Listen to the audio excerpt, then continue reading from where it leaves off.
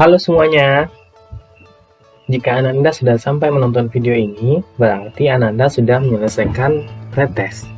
Bagaimana hasilnya Ananda semua? Jangan khawatir jika nilai Ananda masih berada di bawah KKM, karena itu hanyalah pretest, di mana ini untuk mengukur kemampuan awal Ananda dalam memahami materi yang akan kita pelajari hari ini. Jadi, itu tidak masalah. Oke ya? Baiklah, kita lanjutkan ke dalam alur berikutnya, yaitu pembahasan di mana kita akan mempelajari mengenai pemasaran langsung. Kita masuk ke slide berikut selanjutnya. Oke, Anda semua, yang akan kita pelajari hari ini bisa kita lihat yang pertama ini kita belajar mengenai definisi pemasaran langsung. Kemudian 2 dan 3 ini mengenai bentuk pemasaran, di mana ada pemasaran langsung tradisional dan pemasaran digital. Kemudian 4 dan 5, 4 ini masuk ke dalam manfaat pemasaran langsung.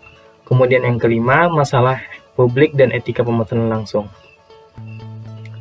Kita lanjutkan. Oke, yang pertama, definisi pemasaran langsung. Seperti yang Anda bisa baca di sini, pemasaran langsung adalah penggunaan saluran langsung pada konsumen untuk menjangkau dan memasarkan penawaran kepada pelanggan. Nah, ini bisa kita lihat kata kuncinya adalah penggunaan saluran langsung pada konsumen, kemudian tanpa menggunakan perantara pemasaran. Jadi jika seorang misalkannya ini adalah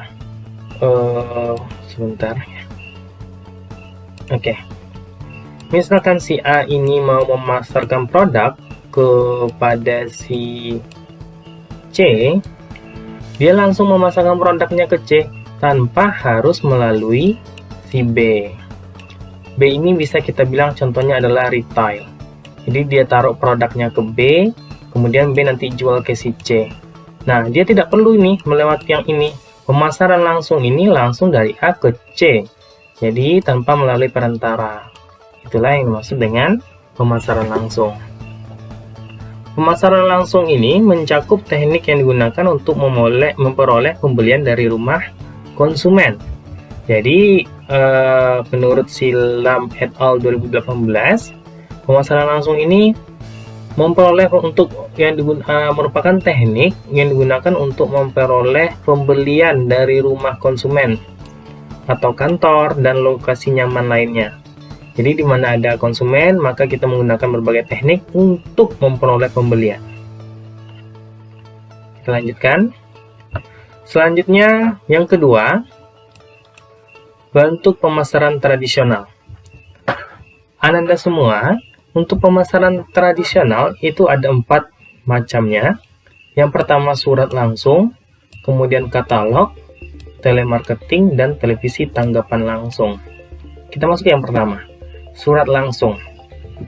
Surat langsung merupakan pemasaran yang terjadi dengan mengirimkan, ini kata kuncinya ya, mengirimkan penawaran, foto pengumuman, pengingat, atau barang lainnya langsung ke seseorang di alamat tertentu.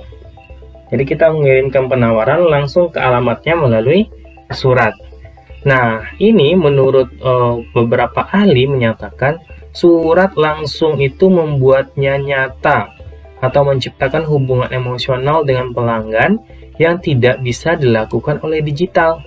Jadi ketika seseorang membuka amplop, kemudian berisikan surat penawaran dari seorang penjual, maka akan terjalin suatu hubungan emosional yang tidak terdapat pada digital. Ini salah satu kelebihan dari surat langsung. Selanjutnya apa? Ada katalog dalam pemasaran langsung tradisional. Apa itu katalog? Nah, ini dia. Mohon maaf pointernya. Ini. Katalog ini didefinisikan sebagai cetakan atau bagian yang dijilid minimal 8 halaman, kemudian menjual berbagai produk dan menawarkan mekanisme pemesanan langsung. Ini adalah salah satu contoh isi dari katalog. Ini namanya checker fixture, salah satu produk untuk wiring harness, perusahaan wiring harness. Bagi teman-teman Ananda yang berada di jurusan teknik listrik, mungkin tidak asing dengan benda ini, teknik listrik dan elektronika. Nah, ini di katalog ini mencantumkan berbagai produk. Nah, ini contohnya adalah NC holder tipe. Ini ada air slide, kemudian ada soket. Sebentar. Kemudian ada soket tipe. Oke, sebentar ya. Kita pause dulu. Oke, kita lanjutkan. Sampai di mana tadi ya? Sampai di ini. Apa namanya? Ini. Berbagai produk yang ada di katalog seperti NC holder tipe, air slide, kemudian jenis hook socket begitu. Jadi dalam katalog ini tercantum berbagai macam-macam jenis produk, dan jangan lupa ini mencantumkan mekanisme pemesanan langsung.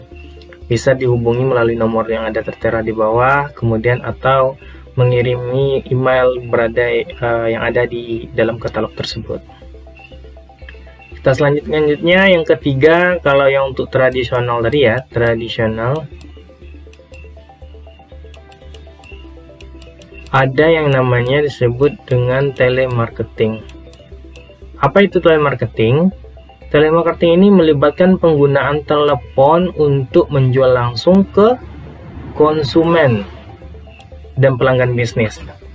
Nah, teman-teman, Ananda semua yang biasa mendapatkan telepon biasanya misal dari perusahaan asuransi. Nah, ini biasanya kita mendapatkan telepon dari melalui telepon telemarketing ini. Jadi beliau hubungi kita, kemudian nanti dia akan menawarkan berbagai produk asuransi atau produk perbankan seperti membuat kartu kredit. Nah, Ananda semuanya di Amerika Serikat, masalahnya dengan telemarketing ini adalah mengganggu konsumen.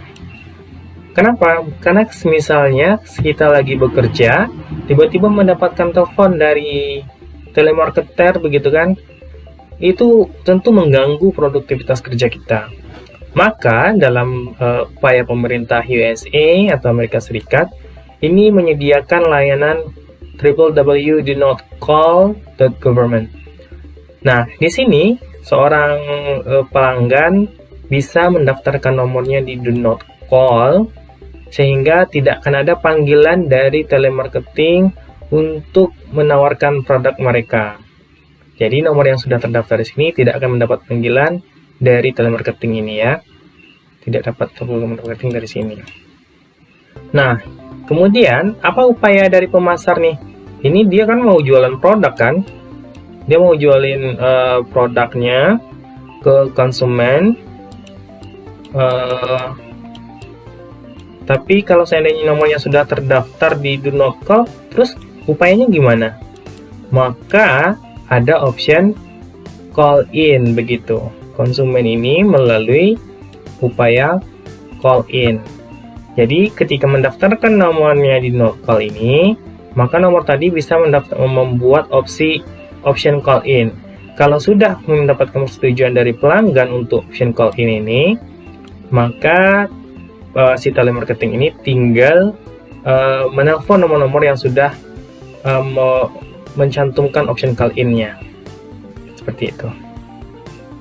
Kemudian yang terakhir untuk pemasaran langsung yang tradisional, ada televisi tanggapan langsung. Anda semua mungkin sudah tidak asing dengan iklan seperti ini. Ini dimana ditayangkan produk misalnya ini seperti mix and blend. Nah, ini pasti tuh Anda semua tidak asing dengan Legel Home Shopping. Nah, dimana produknya ini, ketika mereka lagi memperagakan produk-produknya seperti ini, mereka mencantumkan nomor call center yang dapat dihubungi seperti ini, sehingga dapat dilakukan pembelian produk secara langsung dan bisa langsung ditanggapi oleh si presenternya ini. Maka ini salah satu bentuk dari televisi tanggapan langsung. Kemudian kita langsung ke bentuk kedua, yaitu bentuk pemasaran digital. Bentuk pemasaran digital ini ada 3. Ingat ya Ananda, ada 3. Yang pertama itu adalah online marketing, kemudian social media marketing, dan yang ketiga adalah mobile marketing. Pemasaran digital ada 3, online marketing, social media marketing, dan mobile marketing. Kita masuk dulu yang pertama, online marketing. Apa itu online marketing? Online marketing ini adalah pemasaran yang menggunakan jalur online seperti pemanfaatan email, iklan online, komunitas merek, dan situs web. Kita lihat satu-satu ya. Contohnya adalah email. Ketika seorang pemasar ingin memasarkan produk mereka, bisa dilihat Anda semuanya. Nah, ini misalnya adalah email dari Tokopedia. Disantumkan dalam email tersebut diskon spesial awal bulan. Nah, ini merupakan bentuk pemasaran langsung melalui online marketing, melalui aplikasi email, begitu. Kemudian ada iklan online. Apa itu iklan online? Contohnya adalah kita membuka website kompas.id. Di sana, nih, seperti yang terlihat di sini ada tombol close ads. Ads itu advertisement. Itu merupakan iklan. Nah, ini ditampilkan iklan di sini melalui iklan online yang ada di website Kompas, begitu. Kemudian ada komunitas merek. Apa itu komunitas merek? Merek ini contohnya adalah di sini adalah Samsung. Ketika seorang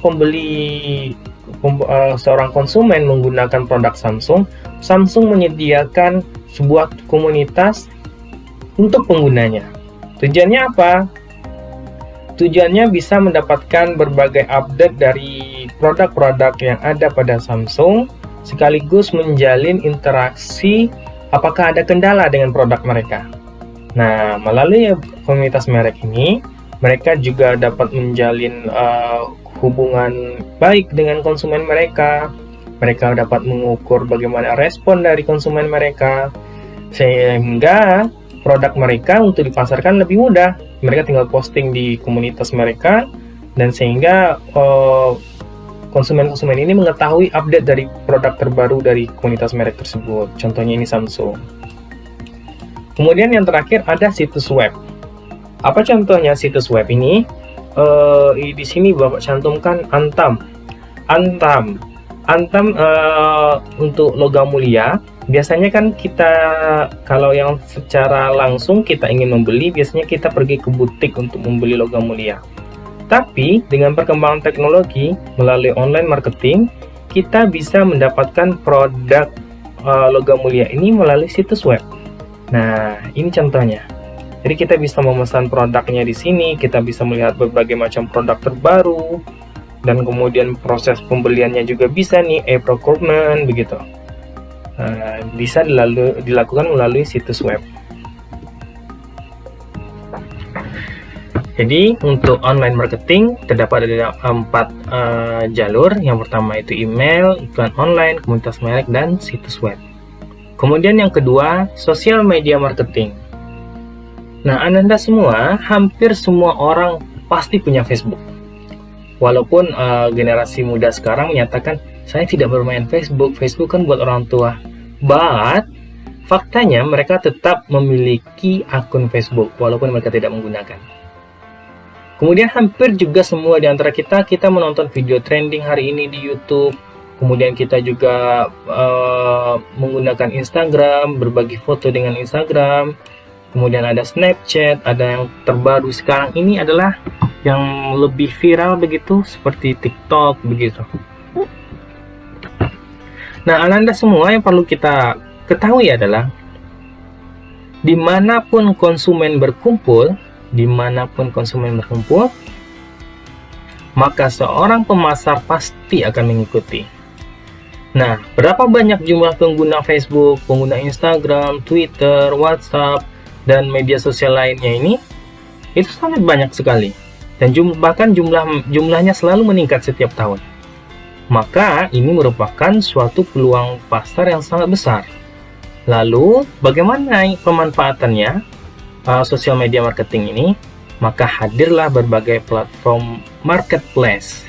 Contohnya di Facebook ada marketplace untuk Facebook, kemudian di Instagram juga sudah ada marketplace-nya, kemudian untuk YouTube ada monetisasi, dimana kalau kita nonton video ada iklannya dulu begitu. Nah, ini merupakan bentuk pemasaran online media sosial. Di WA juga begitu, ada disediakan WA bisnis begitu. Nah, ini semua merupakan contoh dari penggunaan media sosial dalam pemasaran digital. Selanjutnya yang terakhir dalam pemasaran digital itu ada mobile marketing. Mobile marketing ini menampilkan pesan pemasaran, promosi, dan konten pemasaran lainnya. Fokusnya adalah melalui perangkat seluler. Kalau kita lihat yang sebelumnya ini kan sosial media marketing ini bisa melalui komputer, bisa melalui mobile marketing, mobile juga. Tapi yang untuk di sini yang mobile marketing fokus kepada perangkat seluler. Nah, bagaimana penggunaan ponsel? Nah, ini di data di Amerika. Rata-rata orang Amerika ini memeriksa ponsel mereka 46 kali sehari. 74 kali sehari untuk usia 18 hingga 24 tahun dan menghabiskan 3 jam 40 menit sehari.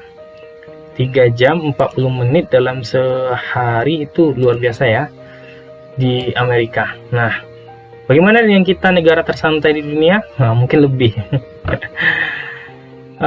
Ini 3 jam 40 menit itu sehari menggunakan aplikasi, berbicara, mengirimkan SMS, dan menjelajahi web.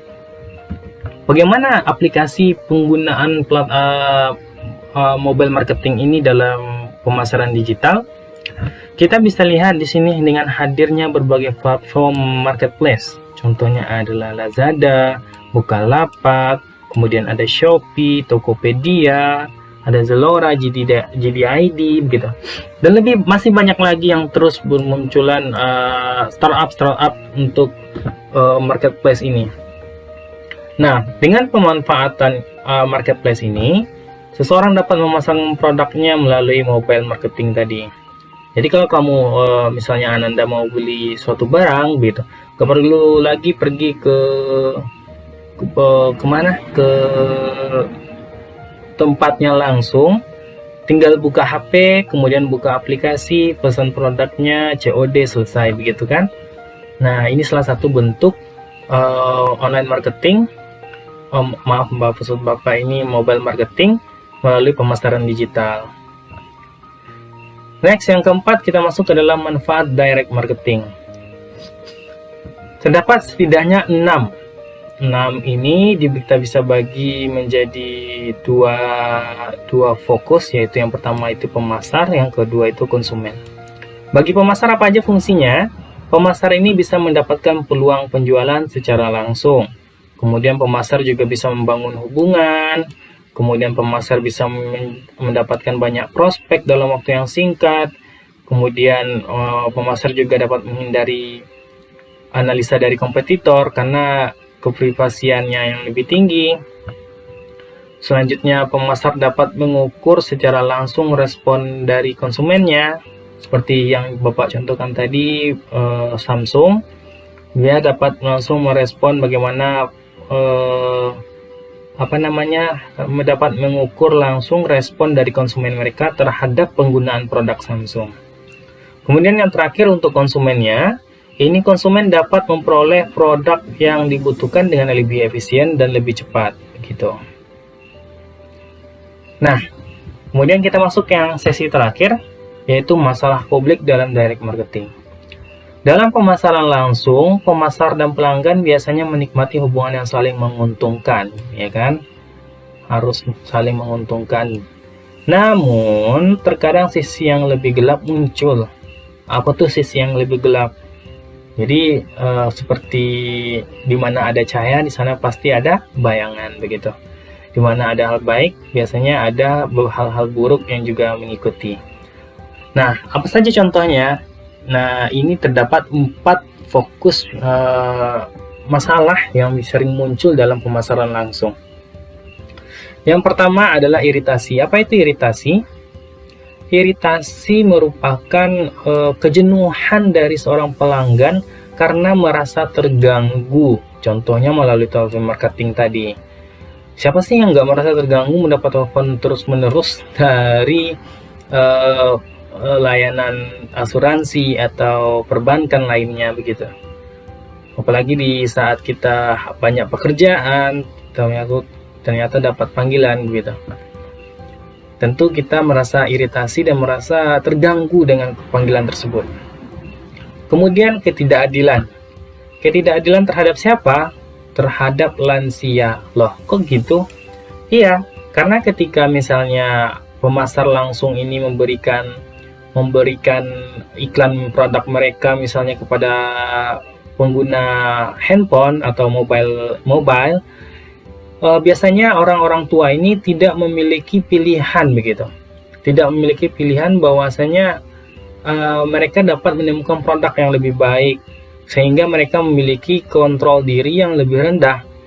Jadi orang-orang tua itu ketika dia mendapatkan suatu iklan produk, mereka akan cenderung sekali terpengaruh, sehingga tidak adil rasanya bagi orang lansia yang daya pikirnya sudah mulai menurun, sehingga cenderung untuk mengikuti apapun yang mereka lihat. Kemudian tidak hanya itu, contohnya juga ada di telepon. Lansia biasanya ketika menerima telepon dari telemarketing biasanya tidak mendapatkan banyak pilihan begitu.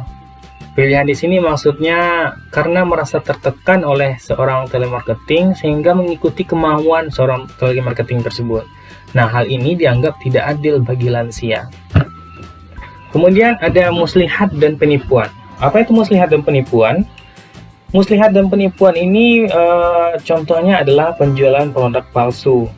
Misalnya kita beli HP nih, ada beberapa kasus viral beberapa tahun yang lalu.